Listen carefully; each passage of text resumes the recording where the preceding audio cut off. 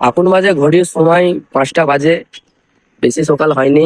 সামনেই কালী পুজো, আমরা চাঁদা কাটতে এসেছি রাস্তায়। তো রাস্তায় এসে একটাও গাড়ি দেখতে পাইনি।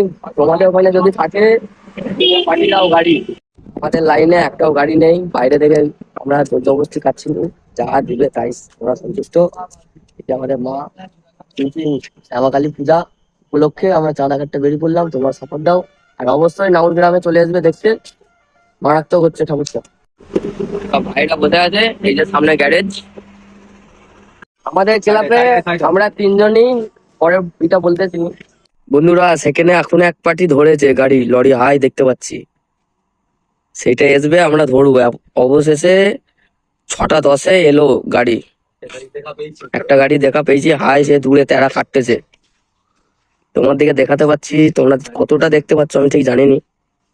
অবশেষে আমরা একটা গাড়ি ধরলাম, বাইরের লরি, প্রায় মেদিনীপুর লরি। এই যে বেশি জোর জবরদস্তি করিনি, যা দিচ্ছে তাই নিয়ে নিচ্ছি, সব তোমাদেরই আশীর্বাদে। আরে কাকু দিয়ে দাও, দিয়ে দাও। আর এত বড় গাড়ি 20 টাকা ধরাচ্ছে, ওই করে বলি তোমরা একটু সাইড করো।